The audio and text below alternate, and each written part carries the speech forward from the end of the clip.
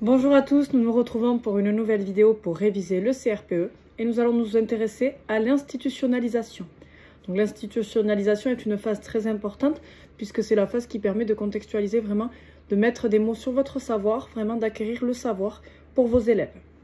Donc l'institutionnalisation est un geste professionnel dans lequel l'enseignant reconnaît les apprentissages réalisés par les élèves et leur assigne un nouveau statut de savoir ou savoir-faire reconnu. La phase d'institutionnalisation permet de transformer la connaissance nouvellement construite en un savoir reconnu par l'institution et accepté par l'élève.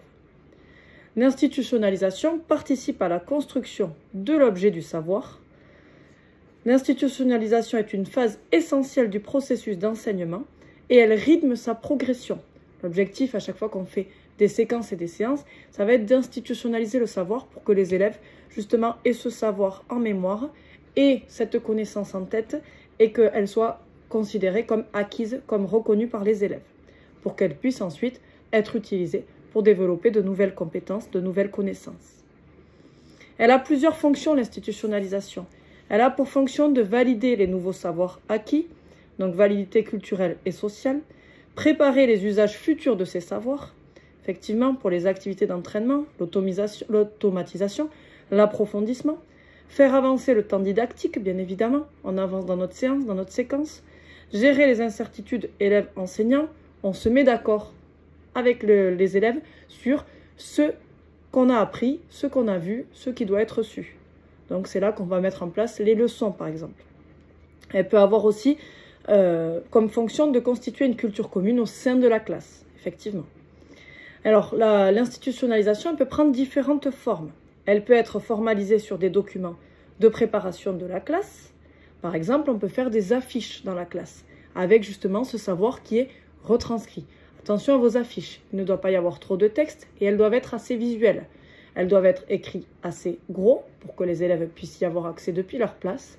Et bien évidemment, il faut que ça parle directement, que ça résume ce qu'on a fait avec les élèves. Il ne faut pas qu'elles soient inventées complètement, il faut qu'elles sortent d'une situation qu'on a déjà vue ensemble. Bien sûr, ça peut être aussi une situation, une leçon par exemple, que les élèves vont devoir écrire. Donc là, ça va être une leçon une trace écrite individuelle qui pourra s'appuyer sur une trace collective. On pourra avoir les deux, une trace collective un peu plus générale et une trace écrite individuelle dans le cahier de leçon ou dans le classeur, par exemple, avec vraiment un détail plus important de tout ce qu'on a vu. Et bien sûr, ces leçons doivent être revues à la maison, mais ça reste de la révision puisqu'on l'aura vu ensemble.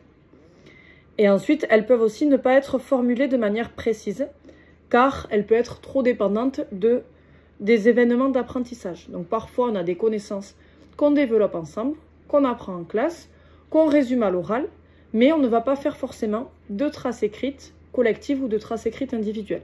Alors au début, quand on est au début de l'enseignement, moi je vous conseille d'essayer de faire le plus possible de traces écrites, que ce soit individuelles ou collectives, pour déjà vous entraîner à développer ces traces écrites. Parce qu'il faut savoir que c'est assez dur quand on débute, surtout quand on vient de notre métier.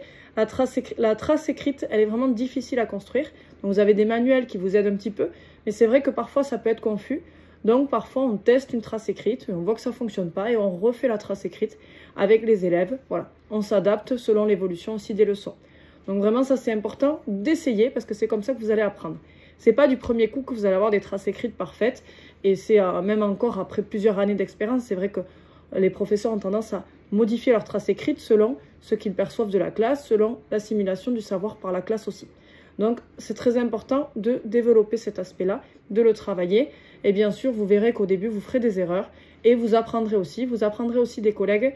C'est vrai que moi, j'ai une année de stage très formatrice dans laquelle j'ai beaucoup appris de mes tuteurs et de mes collègues sur les traces écrites, justement, comment il faut faire pour les améliorer. Et ça, c'est vrai que c'est très important d'écouter ces retours pour progresser dans ce domaine-là qui est important pour les élèves. Voilà par rapport à l'institutionnalisation.